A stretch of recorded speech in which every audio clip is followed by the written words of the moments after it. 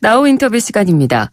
어제 치러진 일본 참의원 선거, 야베 신조 일본 총리가 이끄는 연립 집권 여당인 자민당과 공명당이 각각 54석과 14석을 차지 모두 71석을 확보하면서 과반을 차지하는 데는 일단 성공을 했습니다.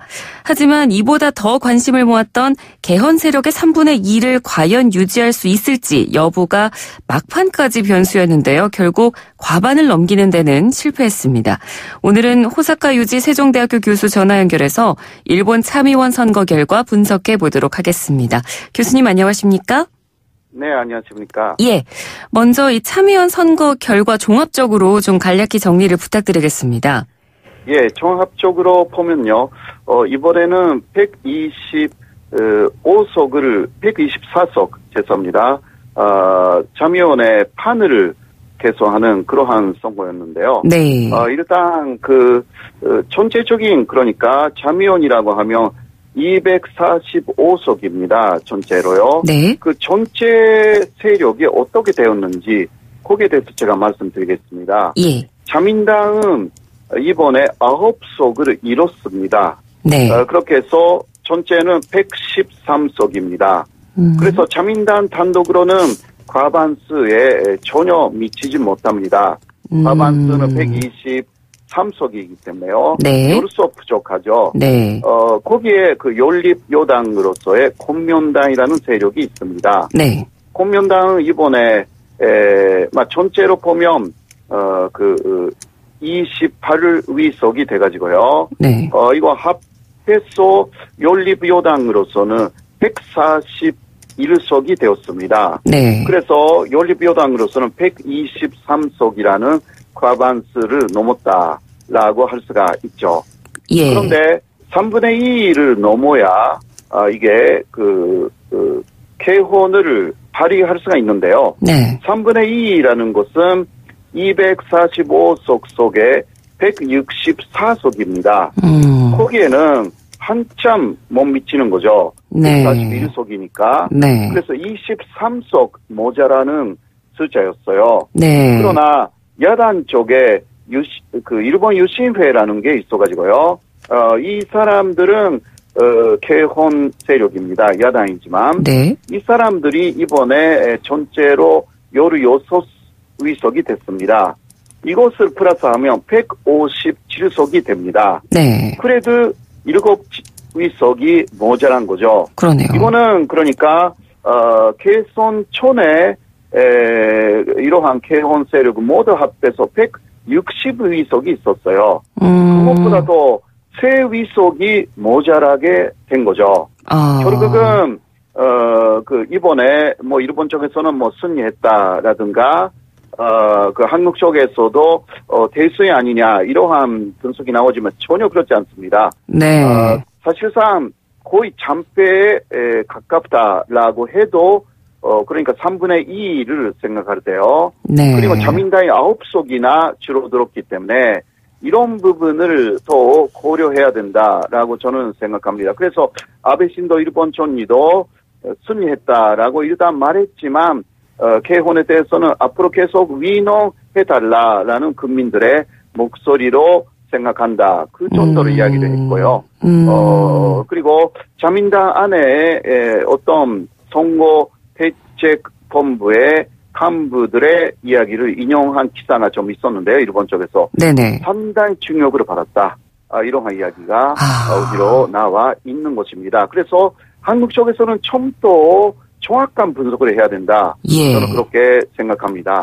네, 그러니까요. 제가 이 선거 결과가 나올 때부터 아침까지 계속 기사를 봤을 때는 승리한 쪽으로 보통 가닥을 잡은 기사들이 좀 많았는데 네. 교수님께서 분석하시기에는 자민당이 9석을 상실한 것에 가장 포커스를 맞춰야 된다. 이런 말씀이신 거죠?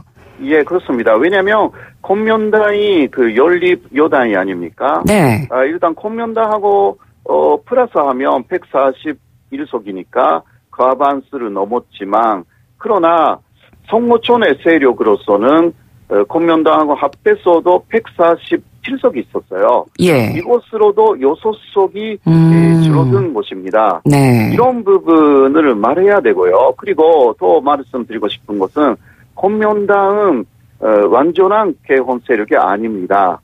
이번에 그 공명당의 공약 집에는 개헌에 대해서는 한마디도 내용이 없습니다. 아, 그렇군요. 예, 원래 공명당은 헌법 개정에 대해서는 상당히 신중한 세력입니다. 모체가 불교 단체이기 때문에요. 네. 평화를 계속 주장해왔기 때문에 항상 자민당의 개헌에 대해서는 견제하는 역할을 해왔습니다.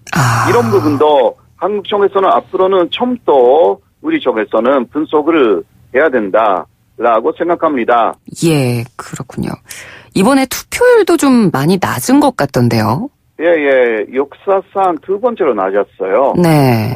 보통 60% 가까이 나오거든요.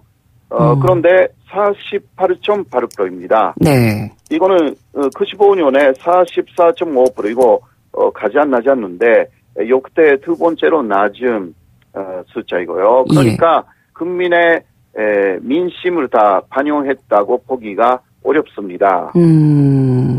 예. 실질적으로 이 국민들이요. 네. 참의원 선거 자체에 대해서 관심이 그리 많지 않나요? 그렇다기보다 지금 정치 무관심증이라고 할 수 있는 지지정당 없음라는 사람들이 여론조사에 의해서 여러 가지 그 차이가 있지만 네. 45%에서 60%까지 나옵니다. 그러니까 그러한 그 지지정당 없음라는 세력은 한국에서는 아직은 12%, 13% 그 정도이거든요. 예. 그러니까 일본 내에서는 정치에 실망한 사람들이 굉장히 많고요. 그런 사람들이 선거하러 가지 않는 거죠.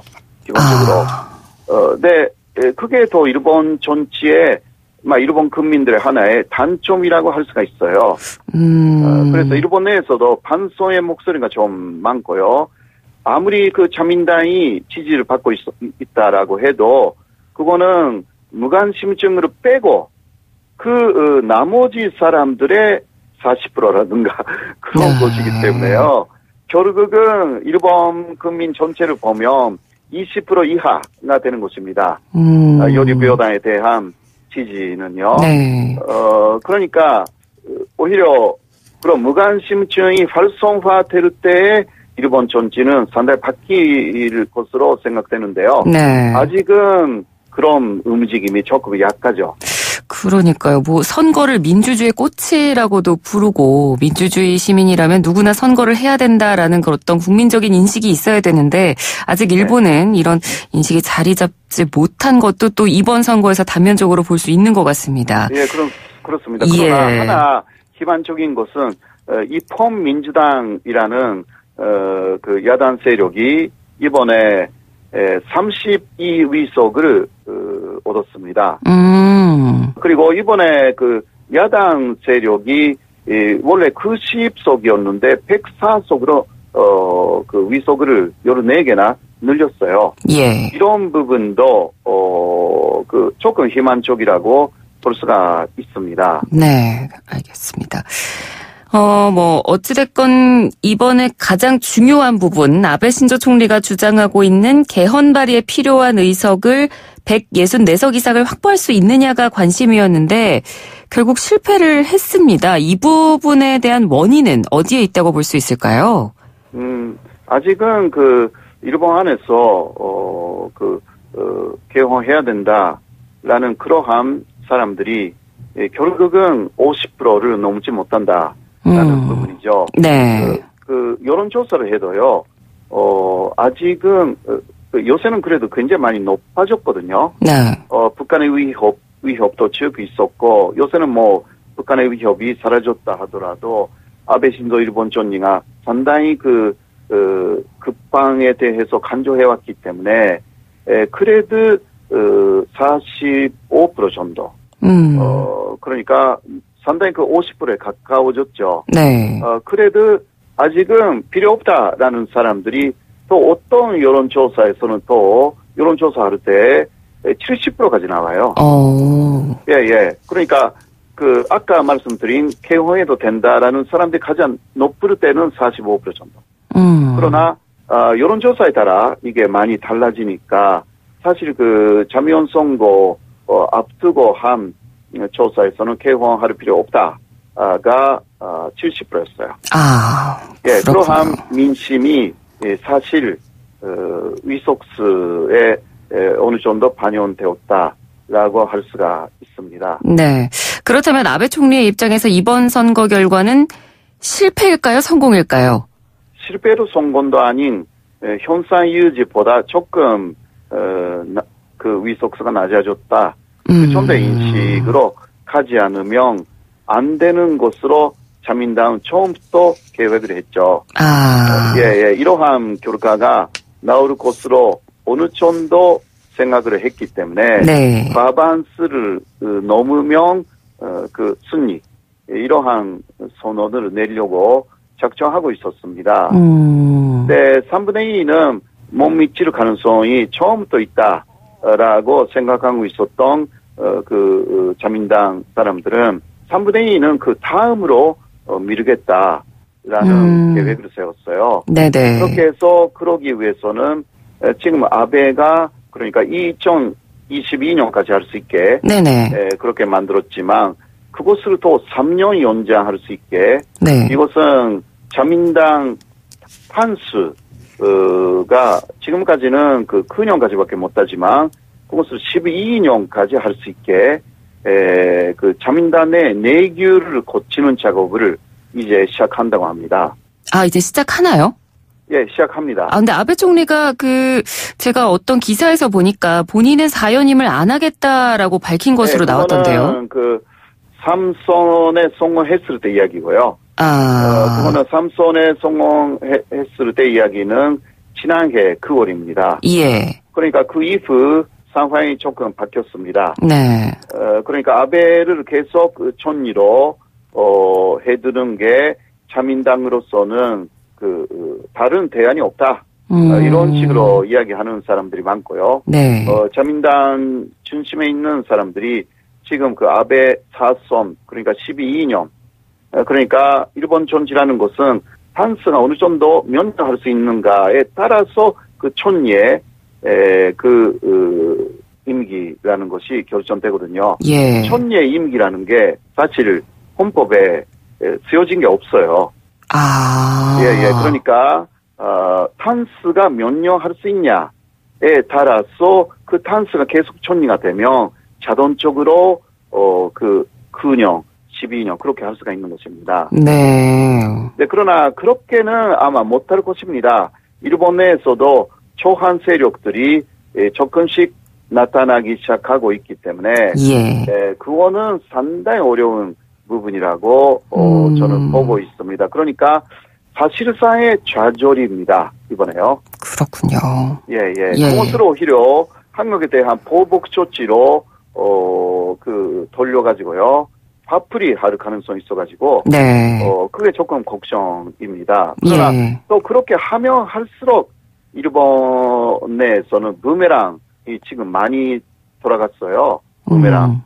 예를 들면 사가현의 지사는 한국 사람들이 지금 오지 않는다라고 앞으로 이대로 가면 어떻게 될지 모르겠다고 상당히 불만 소리를 공식적으로 냈거든요. 네. 네, 이런 이야기가 계속 나오기 시작될 겁니다. 예. 그러면 아베 총리의 책임 이야기가 나와가지고 임기 중간이라고 해도 충분히 불신임으로 내각을 해상 시킬 수가 있어요. 네. 방금 네네. 교수님께서도 말씀해 주셨지만 아베 총리가 이번 선거에 대한 일종의 분풀이로 한국에 대한 경제 보복을 강경기조로 이어갈 것이다라고 말씀을 해 주셨는데 네. 계속해서 이걸 장기전으로 끌고 가겠죠, 일본은?